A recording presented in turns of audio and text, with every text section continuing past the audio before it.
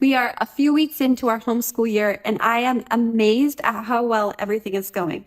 I feel like every year that we homeschool, we figure out a little more and more what works for our family and what works for each child. Everything from the curriculum to the schedule to figuring out where everyone should be within the house throughout the day to make it all work is something we have adjusted over the years. One of the things that I think makes it so difficult to figure all of this out is that it is so family and child specific. In fact, there have been curriculums that people have said wonderful things about and have said that worked wonderfully for their family. And then we go and try it and it does not work for our family or our children at all. And of course, as the kids get older, their needs change as well. But I'm excited to share with you today the changes that we've made this year that I feel like have made all the difference and have made homeschooling now 6 students, dare I say, easy. And if you're wondering why we only have 6 students, we do have a high schooler that attends a public school now for high school, and she absolutely loves it there. And we are very blessed to have a pre-K through 12th grade school here that is very small. The parents are involved. It's a wonderful experience. So my oldest child is there, and then the rest of the 6 children are here. I have grades pre-K through 8th grade this year. I'll also start by saying I do have a video that I made last year that went over all of our curriculum from last year, what we loved, what didn't work for us, and a lot of that is still the same. So if you still have curriculum questions after you watch this video, go back and watch that video. It might answer some of those questions. So today I will briefly go over what everyone is doing, but I'll primarily focus on the changes that we made from last year that I feel like have made everything go so much smoother. If you're new here, I'm Stacy, homeschooling and homesteading mama of 7, on a mission to ditch the grocery store and become more self-sufficient. Subscribe to our channel to learn more about our journey and how we were making that dream come true. I'll start with our schedule. We start school at 8 a.m., which is earlier than previous years. This change has made it so that we are able to fit a lot more in earlier in our day, which opens up our afternoons for more time like electives the kids want to take, or just time spent in the kitchen baking or reading books. For me, this has meant more time to fit in things like work during the day, so I'm not staying up to the wee hours of the night trying to cram everything into my day. We also only do 3 long days of formal school each week so that we can keep our Wednesdays open for field trips or family projects or skiing in the winter, and then Fridays we keep open for attending a homeschool co-op.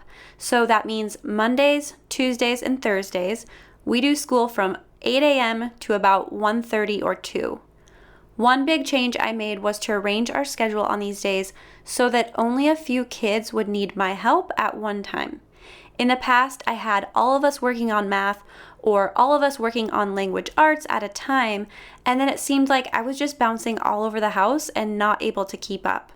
So, for example, from 8 to 9, my oldest 3 are doing fix-it grammar, taking turns at the computer for typing, practicing their spelling words, and working on any writing projects they have, all of which can be done independently. This then allows me to work just with my youngest 3 doing language arts. These 3 do the good and the beautiful, which I really love for the younger grades. Usually I tell the oldest of the 3 to start on her independent work while she waits for me. She is in 3rd grade, so I'd say it's mostly independent at this point. And then if there is ever a point where I can't teach everyone at the same time and they need me, I have an activity out just on our kitchen floor for them to do, and this has been a huge game changer. They are no longer feeling lost or getting frustrated. They happily go play until I'm ready to help them. I also try to switch out the activity often so that it always feels fresh and exciting, although staples like Play-Doh and kinetic sand, they rarely get bored of. At 9 o'clock, we switch gears, and this is yet another change we made that has made all the difference. In the past, everyone just chipped away at their work with no deadlines or time to switch to a new subject. And what I found in doing it that way, at least with my kids, is that the tasks at hand always fill the time available. I know this is true for myself as well. So I would have kids working on math for several hours. I would get really frustrated when this happened, and they would get burnt out. Having set times has given them a mental deadline, and so far it's been very effective. From 9 to 10 is my time to do math with my middle 2 kids at the table, and they do the good and the beautiful for this, One of my kids watches the instructional video that goes with each lesson, and then the other one just likes to read through the written lesson and then asks me if he needs any clarification. The oldest is taking pre-algebra on the computer upstairs through Shorman Math, which we are both loving because it is really well done, well organized, and it is totally hands-off for me as a parent, unless he needs help understanding what he has been taught, which hasn't happened yet. It even grades all his work, so I can hop in there at any point and see how things are going. A little side note here on math. We have tried in the past other online math programs, some that were curriculums that other parents swore by, and they did not work for us. Some of them were so far off grade level, it seemed, that my kids were getting bumped several grade levels up in order to feel challenged, and then it felt like they weren't actually learning from them. So know that my review of Shorman is based on never finding an online math curriculum that worked for us. Now, part of this could be that this is for an 8th grader rather than a younger child. I still wouldn't do an online program with my younger kids. I love the good and the beautiful, and I love having a paper curriculum for them. But for my older kids, I think Shorman Math is a world of difference from the other ones we've tried, and we have been so happy with it. Last year, these times where I was needed a lot by my middle children, especially for math, was very hard on the little kids. They were often a distraction or just wanting me to help them do their school, which I couldn't manage all at once. My solution to that this year has been what I'm calling their treasure hunt time. Basically, they have 4 stations set up throughout the house with independent educational activities in them. They have a little treasure map where they can mark off the stations as they do each one. Most of these activities were inspired by things I found on Pinterest, but some were just activities I had gotten over the years that have honestly been mostly sitting in our toy cupboards downstairs, so I was really excited to put these activities to use. To help me plan, I tried to make one station more language arts activities like building sight words or writing, one a math station for things like practicing money or number recognition, one an arts and crafts activity, and the 4th one is just that fun activity I talked about that's always set up on the floor during school hours. And if you're wondering how I'm keeping up on creating new activities for every day, I'm not. So my kids only do this on our 3 school days, and then they do the same activities for a month, or realistically until I get a chance to switch them out. So on Monday at Station 1, the kids do these boxes, and then the following Monday, they go back and do these same activities. The only time I have to go in and do something with these activities before I end up switching them out is if it's a paper that needs reprinted. And if it's something like a maze, I might print out another version or something like that, but I keep it very simple for myself. This system makes it really manageable. One thing I did discover was that I need to keep the crafts very simple, otherwise they end up needing me and it becomes a big disaster. So I definitely have searched Pinterest for crafts that they can do all on their own. After those 3 kids have finished their activities, they get a prize from the prize box. These range from a fun snack to stickers to a fun toy from the Dollar Tree. I've debated on whether they should get this weekly instead of daily, but so far it's been well worth the expense of keeping the treasure box stocked. At 10 o'clock, everyone comes to the dining table for family subjects. Those have also changed a lot this year. We start with doing spelling power with the oldest 4, which mostly consists of me giving spelling tests. I wasn't sure if this was going to be doable with 4 kids at once, but so far it has gone very smoothly and it doesn't take long. I just go through their list at the same time. Group C, great. It was great that you could come. Great. Level D, wait. Wait until I say to go. The youngest 2 are doing their fun activity during this time or going off to play or going outside. Spelling Power has been a breath of fresh air after trying so many different spelling curriculums, and the kids like it a lot better than the other things we've tried too. It actually has been around for a long time, so I really wish I would have known about it earlier. I've even talked to adults who used it as a kid, and they say they're very good spellers, so I'm confident in this method. Oh, and the best part, you only need this one book for all of your kids for their entire education. We had been doing All About Spelling previously, which wasn't working out with our large family anyway and was a little bit tedious for our needs and didn't seem to be having the effect I wanted. And then on top of all of that, All About Spelling for a large family was very expensive. It got to the point where I was dreading them going up to the next level because I didn't want to buy all of the things for all of the kids again. Spelling Power is great for a big family, but I also think it would be great for any family. And no one's paying me to say that. I'm not doing a sponsored review or anything of Spelling Power. I'm just really impressed with this curriculum.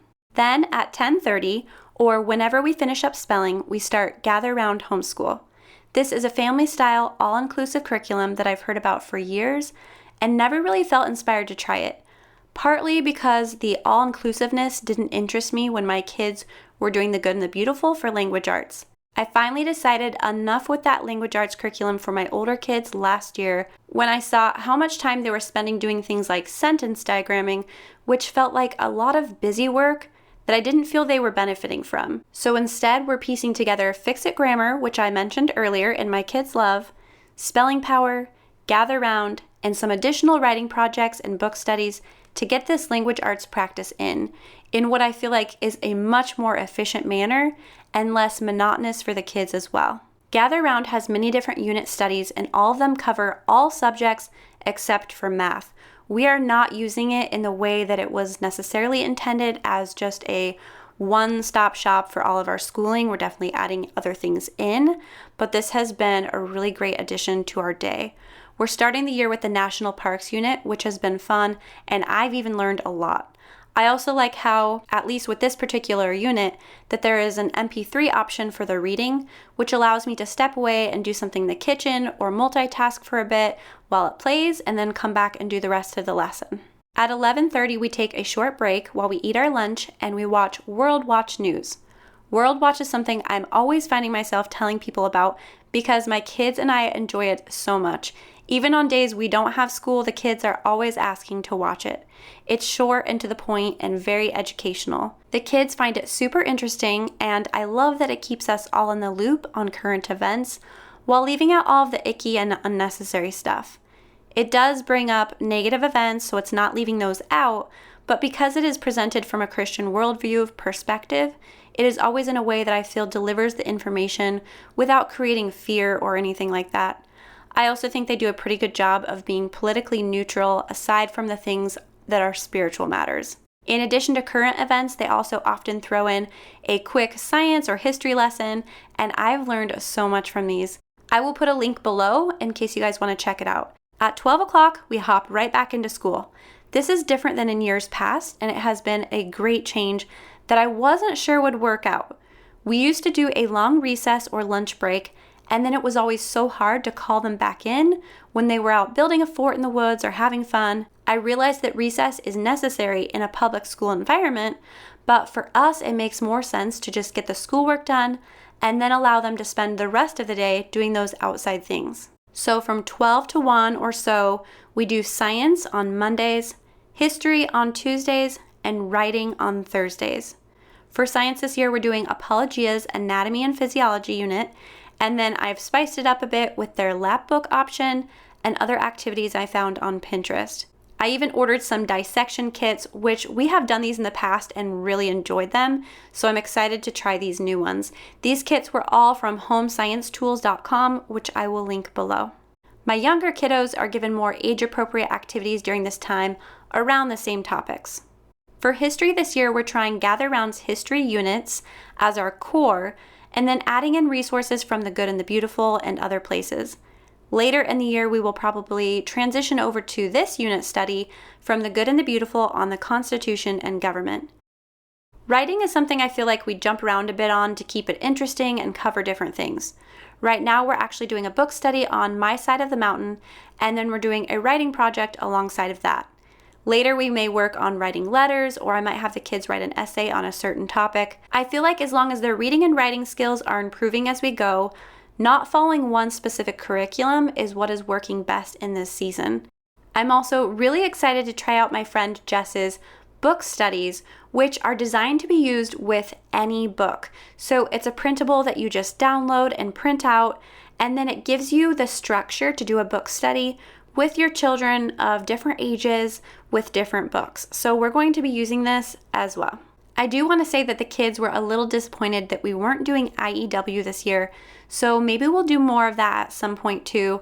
If you're not familiar with IEW, it's Institute of Excellence in Writing, I believe, and it was a really great program. It was video based. The kids would sit and watch a video, and then he would give instructions as to what they were supposed to write.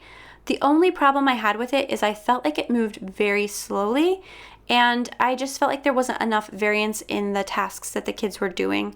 It was basically the same thing over and over, which was great, and they learned a lot from it, but I just wanted a little bit more variation for this year.